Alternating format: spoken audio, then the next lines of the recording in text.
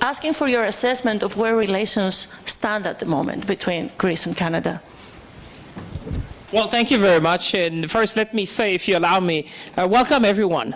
I'm sure we have a lot of guests who have traveled. It's a real honor to be with you. I was saying to the minister today, we had to do some gymnastics to be on time for the event today, but I would say it's a great honor and pleasure. You know, allow me just to highlight a few people that I just want to recognize because they've been amazing friends. Annie Koutarakis, which is with us. Annie is just there. Annie and Emmanuela Lambropoulos, which is our member of parliament from Montreal. They deserve all the credit, you know, because, you know, they were the ones who really insisted and were the voice, I would say, of the Greek community to say this matters. The relationship matters. It is important for you to be there, Minister. And I could not thank them enough because I think this is a great event, and the discussion we're going to have is going to lead to more. I think my vision, and I was so inspired, not just by the gin, my name is Champagne, but you have different businesses. God knows what you may have next. But, you know, when I hear entrepreneurs like you see the benefits, you were talking about the planes that we can have for the forest fire. I've been working on that at the time. But let me also say to the Ambassador, thank you for being here, and you've been a great friend of mine when I met Nikos for the first time, the foreign minister. For those of you who may know, I was the foreign minister of Canada before it. I met the prime minister as well. But now I've made a new friend. And it's you, Minister. Now that I know that you're Canadian, your wife is Canadian, your son, your children are Canadian, I feel I work for you, by the way, now, because they introduced you as the Greek minister, but now I figure out, I said, I have one of my constituents sitting next to me on the panel. I just want to say a warm welcome. It is a true honor in the fact that you not only studied and work in Canada, it's the kind of relationship that we need to build. You know, you're some of our best ambassadors, people who have come in.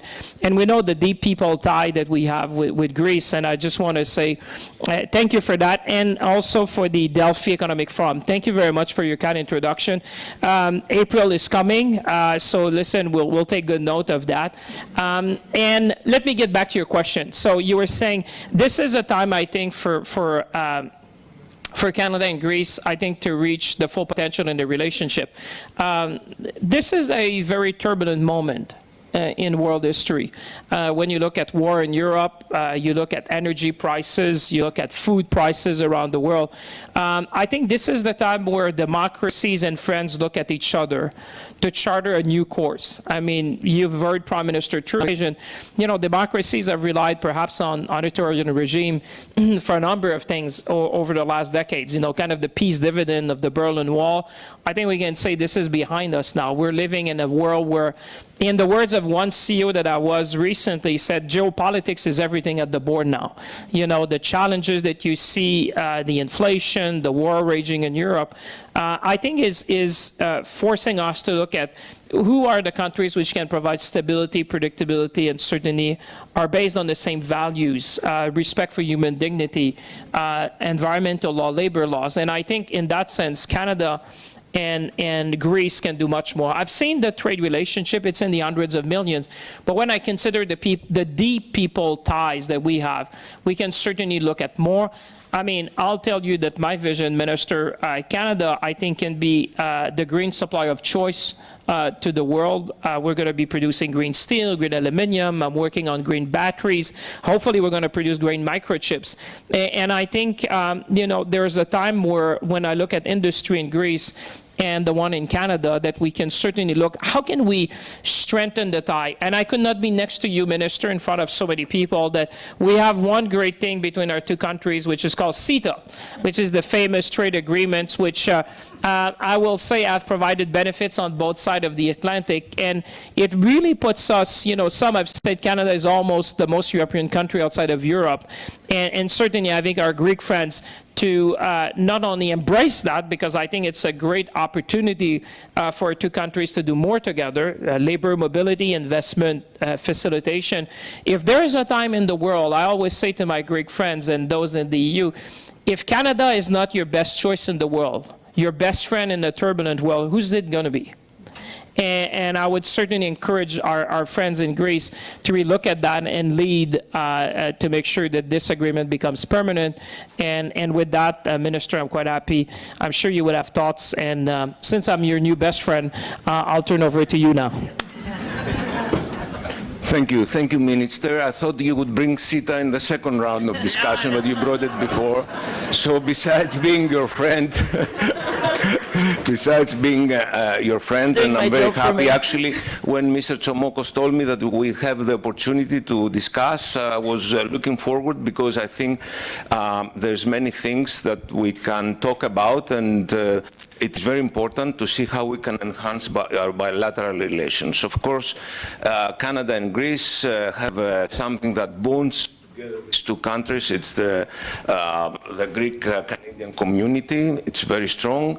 And of course, I would like to thank again everybody that is here attending this forum. It's very important that this forum happens for the first time, and we strongly believe that we will have this forum repeated every year, and it's not only enough to have this forum. We have to enhance and deepen our relations in many issues. Of course, I know your impressive CV. You've been dealing with many things. Innovation is something that you work hard for Canada, and I think you are working again very hard to see how Canada could manufacture cars and batteries. So these are issues that concern us. We're not the size of Canada, we're much smaller size, but we have built an innovation ecosystem. We've created an ecosystem of startup companies, and I think for the first time we see a lot of interesting people moving around, and of course a lot of foreign companies that come and build their R&D centers in Greece, because we still have talents from the universities. Now, going back to the very important issue, of course we had the strategic partnership agreement. The Greek Parliament ratified this agreement just a couple of weeks ago. It's a beginning. It's a platform for discussion, and I think we will have very fruitful discussions in the future. But coming down to CETA, first of all, it's an agreement that has started back in 2017. It has to go through certain steps. You know the difficulties we have with certain dairy products, and especially with feta. But I think it's minor. I think we have to mobilize European Union. European Union is a ship that turns very slowly, Minister. It happened so with COVID. It took some time in order to realize that we had to create a fund to support the countries. It did it after 3 or 4 months. Now the Greek Prime Minister have announced that we have to go and put a cap on natural gas. Of course, you don't have these problems here, but we have them back in Europe. And it's after only 7 months that we started discussing the issue. So going back to CETA, and a very important agreement, I think it will multiply the trade balance, which stays very low. I think 380 million euros of trade balance between these two countries is nothing. We have to work and triple that. And I think now that you're my friend, you will help us to best friend. You will try. You will help us to work together, and we can work together to see how we can resolve this issue. Because once it's ratified, and it's not going to be Greece the last country to ratify the agreement. I want to reassure you about that. There's other countries that do have minor difficulties. I think this will enhance our relations and really will deepen the commercial aspect of our bilateral relations. So I'm looking forward to our cooperation. I'm looking forward to seeing you in Greece, and I'm looking forward our colleagues that work around us to work so we can ratify the contract. I think it's up to us. Gentlemen. That was long answers, huh? You're looking at her, you say, oh my God, how is that interview going to go? I think I'm experiencing a Oh. bromance here in the whole room, and we're very happy for that. We're a bit shy, don't you see that? The both of us on the stage, no? if I may offer a couple of points that we heard during the day. One is that the business community is saying that CETA is already bringing benefits to the trade relationship between our two nations, even without it being ratified. And the other one is, apart from goods, there is a huge potential in trade and services that involve also the knowledge aspect, the technology aspect. And in that regard, I wanted to ask you, what can we do going forward in order to further enhance this relationship? I mean, there's a first step. There's this big government delegation coming, from a dream team, really, of government officials from Greece that are here today. Should we expect a trade mission maybe someday from Canada to Greece and vice versa, from Greece to Canada, of Greek companies? Are there any other opportunities for technology exchange, educational exchanges that can further build this relationship that, as you put it, Minister Sampagna, is also geopolitical? It's not only economic these days. Well, that's a very good question. And to all the government officials, I want to say thank you, because your country was very nice to me to host me at least twice when I was in Greece. And I must say, every time you feel the connection. Although my name is Champagne, you would say, well, it's coming from, the French part of Europe. But I would say I always find a connection with our Greek friends, because there's this Latin culture. We get along. We understand each other. We know that we can do more together. So I just want to say thank you. Nikos, if anyone is listening, is my good friend, the foreign minister. We've been working together, and I'm very happy that he's been a real catalyst in the world in trying to do things together. To your point, I mean, if I look back, and again, Minister, thank you for your kind words. I mean, for me, like you said, CETA is already working. I mean, ratification is just a point, but 90% of the agreement is already in place. And it's just good, because in a world where, honestly, if you're looking at the world today, I think this is probably the last gold standard trade agreement you'll see in the world. I mean, I really challenge myself sometimes to look at which one you will ever see again in the world we live in. There's always a moment in life where this was the right time, and it's a great thing. If you ask me on science, technology, and innovation, one thing that we have with a number of countries, and I apologize because maybe it's existing, but I don't know. That happens when you change ministry, because the Prime Minister changed me 5 times in 8 years. So I've done about all the departments in the government by now. So I have to remember, do we have a science and technology agreement? We have that with certain nations in order to strengthen, I would say, the relationship. And I think that one which is dear to my heart is about students. The countries with whom we have made the most, I would say, the best progress is the ones which have been sending students.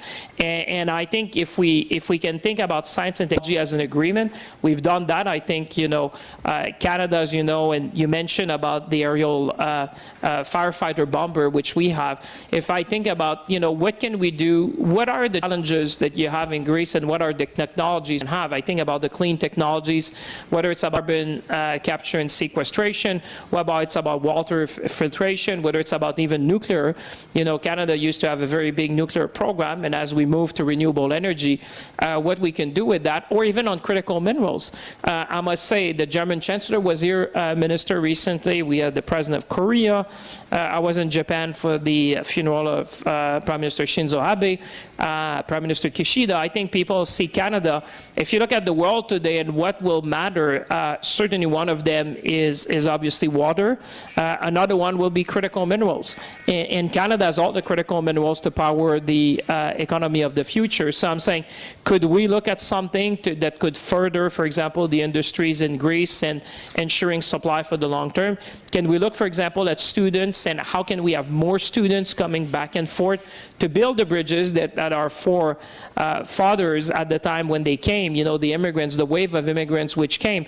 I'm not sure the numbers are similar these days. So how do we create, again, this new wave of people like you did to come study here and build that kind of bridges? I think a good reason why we're here today, you're the reason why we're here today, because you knew of the potential of that relationship. You live here, you appreciate that. So I think I would certainly look at students. And finally, if it's not the case, maybe some officials from the Greek side would know, if we don't have yet a science and technology agreement with Greece, why don't we look at that as a deliverable for our next visit, because that would be concrete. And I'm known in this part of the world, in this country, as being action-oriented. So why don't we start with that? And I think that could yield some positive outcome for our meeting. Sure. Minister Papathanasis, please. Minister, okay.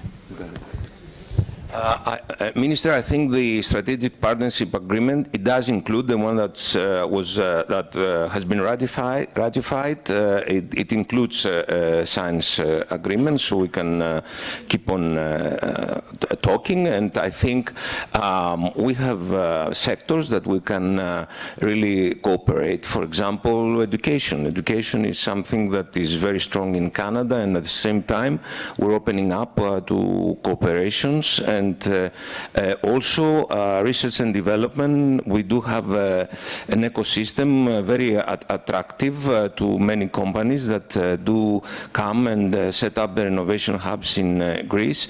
So we could work in exchanging information and at the same time talents. It is very important to realize that the way to go is towards the green transition. We do run a program in Greece. Actually, it's the first European program that we are committed to complete. It's called Just Transition, and it deals with delignitization. That is the change in the environment in areas where lignite was the energy production fuel. And besides the fact that the war now has postponed many actions for the delignitization, we still run the program, so there is a knowledge on this issue. Of course, here you have nuclear energy. We do not have nuclear energy, but I think we can exchange notes on this issue of just transition, how we can go besides our targets we have, and I know that you do have targets net for 55 2030 and no carbon by 2050.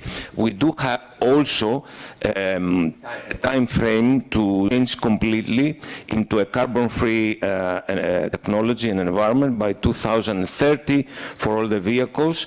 So we have sectors we can cooperate, and I would state that education, research and development, the startup ecosystem, and the just transition, what is going to happen in the areas that are very dependent on oil or on coal. So I think this is something, we do have the agreement, we can start talking about that, and of course we should not stop talking, because I feel that sometimes we start and stop, you know, it's like the car, and then it starts. Maybe make it an annual tradition of bilateral dialogue on the occasion of the Toronto Economic Forum. We did have a digital dialogue, which had started, I think, 3 or 4 years ago. It was never repeated, so I think we should also go on this digital dialogue again. This is something that it's running. So I agree with you. I mean, listen, I'm happy to commit in front of everyone. This is policy on the stage, I would say, that we could meet on an annual basis. I think it makes sense. And as you were talking, Minister, you're inspiring in many ways. There's 5 things that we've done in Canada, what we call our 5 global innovation hubs, which I think the more I was listening to you, the more you were reminding me that we should think perhaps of having liaison officers of the Greek government. The first one we have on the East Coast, which is very relevant to Greece, is ocean technologies, which obviously, you know, there must be a lot of things for us to learn from our Greek friends when it comes to ocean technologies.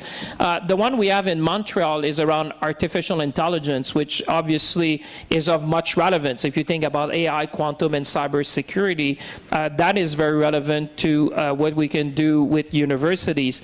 The third one, which we have have in Ontario is around advanced manufacturing, which I think could also be, this is manufacturing 4.0.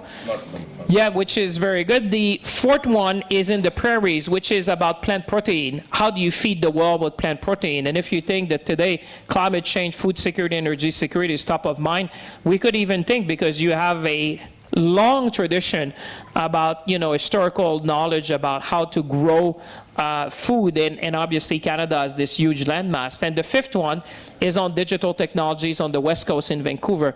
Our country is pretty big, so these clusters are across Canada. If you wonder why we have 5, but I think these 5 sectors could really give us a blueprint, Minister and colleagues, because I'm happy to take questions from colleagues in the room, because we're only going to do that together.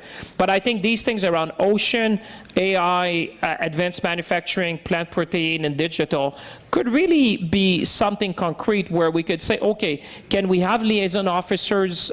Can we have people? And, I see the great sponsors you have.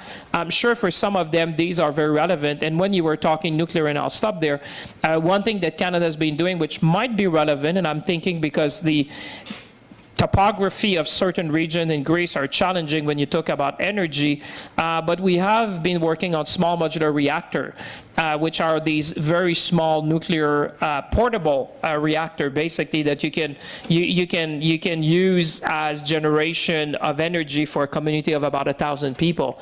And we've did that because for us, if you want to be a responsible producer of a number of natural resources, as you would expect. They are very much, in some of them are in remote location in our country.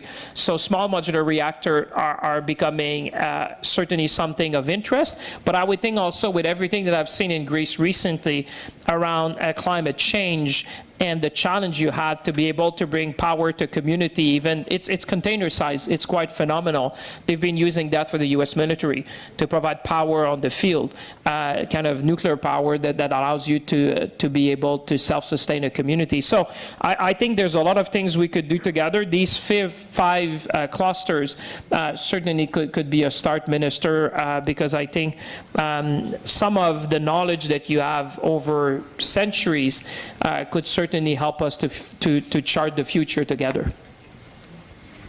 Minister Papathanasis, would you like to respond?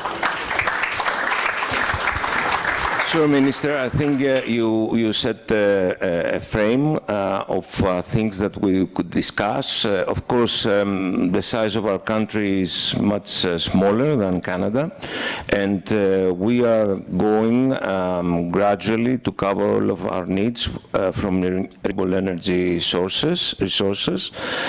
Already the penetration of renewable energy is getting higher and higher. The dependency on natural gas is going lower. Of course, for the time being, we have to double the lignite production, the energy production from lignite. But I think you've set a frame that we could work on many issues. And of course, as you said, and it's part of your portfolio, innovation is something that we should work together, because this is the future of the world and this is the future of our countries. The more we innovate, the more we deepen in research and development, the better our world would be tomorrow. Thank you both very much.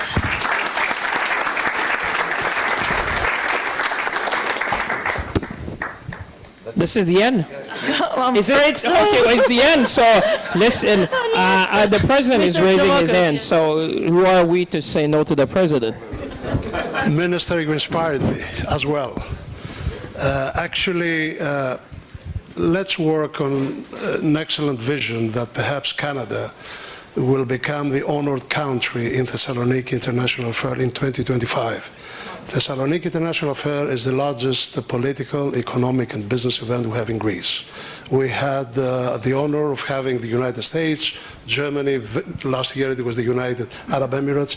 I think if the minister endorsed also the idea, perhaps we can work together that we have Canada in 2025 as an honored country, Thessaloniki, which will, yes. Well, Yes, yeah. thank you. Well, thank you for your trust. Thank you for that. I would say let's seize the moment. Let's be ambitious, and let's make sure that we do more of that. And again, I want to thank Annie and Emanuela and all the colleagues, Ambassador, you, Mr. President, and you, Minister, for taking the time. It's an honor. You know. With you, a very exciting discussion. I was sure it would be like that. I read your CV. No, you're very kind. Thank you, everyone, and I wish you a great forum. Merci tout le monde. Bonne journée. Merci.